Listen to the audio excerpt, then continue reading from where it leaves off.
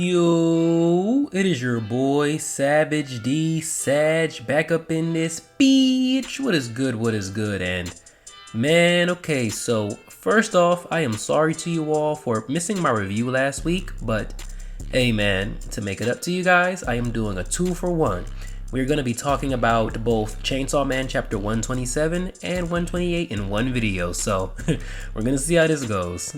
So with that out of the way, let's get into Chainsaw Man chapter 127 first. So we continue off where the last chapter left us, with the falling devil finding Asa and destroying the building that she was finding refuge at. Asa grabs a desk to prevent herself from falling while Yoru screams her name, and then the motherfucking falling devil appears behind our best girl, holding her head and starts to talk that talk. The devil tells Asa that she can tell Asa's attachment to living is already weak, just by the way that her muscles move and by the smell of her sweat, which is, it's nasty work to say the least. The falling devil continues by telling Asa that the only thing that scares her is the shock of the impact from falling, the sensation, and even the darkness of the sky. After promising that Asa will have a peaceful fall if she just closes her eyes, Asa reflects on her trash-ass guardian, her cat, and Yuko. After closing her eyes, Asa begins to fall, or I guess rise? That shit is still confusing to me, but whatever. She falls, and then she has an inner monologue. Asa begins to state that she feels at peace, happy at the fact that she won't be able to cause trouble for anyone else, or have her feelings hurt, or won't have to think about her wrongs while waiting to go to sleep. But she states that she has one regret, which we never fully hear, funny enough, because Fujimoto teases Asa wanting to have a deep connection or romance with someone before we see the GOAT, Chainsaw Man, aka Denji, come to save our best girl. As Denji grabs Asa and Asa freaks out that Chainsaw Man is here, she starts struggling with him, telling Chainsaw Man to let her go because she has accepted the falling. Denji is the rational one in this situation, asking if she is crazy, but Asa goes on her typical melancholy flow, telling Chainsaw Man that life is nothing but pain, with everything leading you to be let down. As Denji agrees and begins to try to talk some sense into her, they start rising upward, an effect of Asa's negative feelings as noted by Chainsaw Man. He tells her to think happy thoughts like dogs and cats, which helps them to stop falling, but as he continues to scream ice cream and cats at her, which I'm not gonna lie, this is funny as fuck. Like, imagine looking up and seeing a boy with a chainsaw on his head holding a girl by the arm screaming ice cream, cats, ice cream, cats, like. But anyways, Asa asks him to not make her remember cats because we all know what happened to her cat Crambon. Chainsaw Man tells her that he knows how she feels because he has been there, and Asa says that no one has had it worse than her. And right here, I just wanted to pop in a does he know meme or something, because even though she doesn't know it, she is talking to fucking Denji right now, and we all know the hell that he has been through since even before chapter 1. As trash as Asa's life has been so far, I don't know if she's winning a worst life award from Denji just yet, but anyways, Denji shows another rare moment of his emotional maturity, telling Asa that when life seems to be going well, some shitty thing happens that then screws everything up. He continues, telling her that life isn't all that bad, even if day in and day out, all you can remember is the bad stuff. When Asa asks him how did he get over that, he says that he is not over it, but he has something to look forward to so much that it keeps him living. When she asks what it is, all the emotional maturity that I spoke about earlier goes out the window, because this man's reply for why he keeps living is still sex. Like, and how he wants to have sex to where Asa's reply is simply, ew.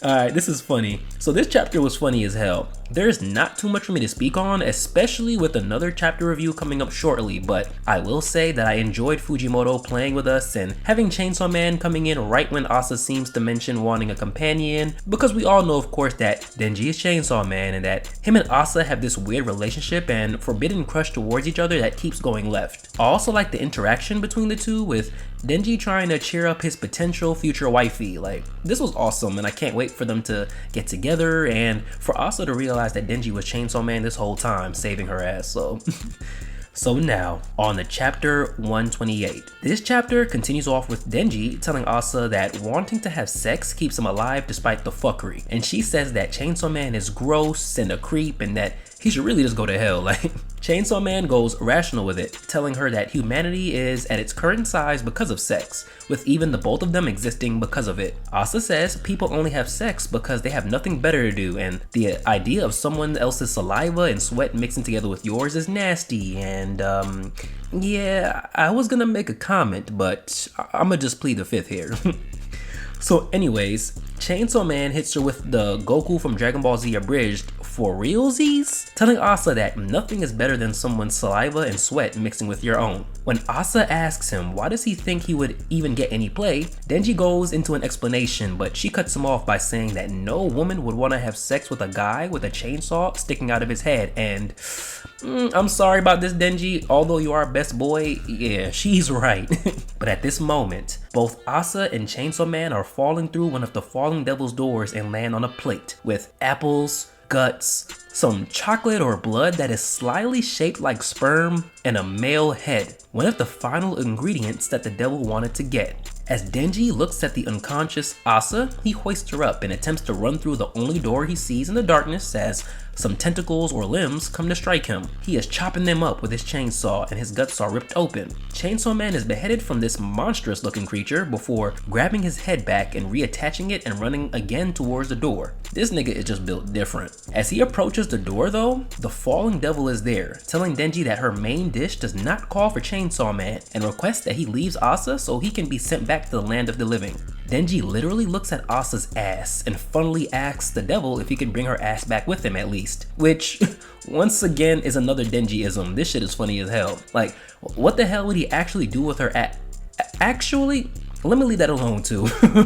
As the falling devil calls Denji a pervert, the falling devil is ripped apart and the devil comments that this keeps happening to her today before her face is also ripped apart further. We see a voice behind the door telling Denji that the fallen devil has no tolerance for diners who leave their food unfinished and that Asa will continue to be chased until the falling devil devours or kills her. Then we get the reveal that it is the fake Chainsaw Man asking Denji, the real Chainsaw Man, to evade the devil until sunrise. Bruh. Alright, so obviously, the most noteworthy thing to talk about in this one is the reemergence of the fake Chainsaw Man. Now, this is the first time we are seeing them since they allegedly smoked Yuko for the 100th time in chapter 111. So the wild part about this is the fact that in that chapter, I assumed that the fake Chainsaw Man would be an antagonist or at least be on the wrong side of an encounter with Chainsaw Man, but here we go. Another Fujimoto special, fuck our expectations.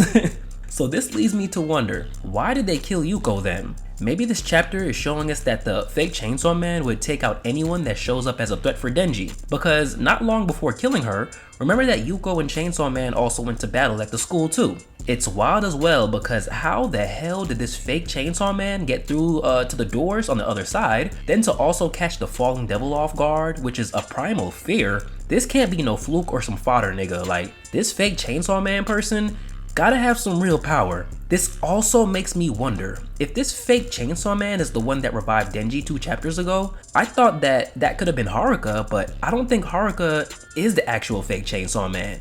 Even with that starter implant, this is all getting too freaky. Like, let me know what your theories are on this fake Chainsaw Man shit. I'm at a loss at this point and could go all day on the potentials. It's also crazy how this just turned into some like Night of the Living Dead, try to survive until the next day shit. Man, Fujimoto is straight up cooking. This chapter's ending was definitely one of those Chainsaw Man moments, and I wonder where we're gonna go with this. I hope that the falling devil stuff gets wrapped up within the next 2 or so chapters. If you had anything to say about what I had to say, drop a comment. Y'all know I read those. Like, sub, show some love to your boy. It's your boy Savage D Sag, and I'm out. Peace.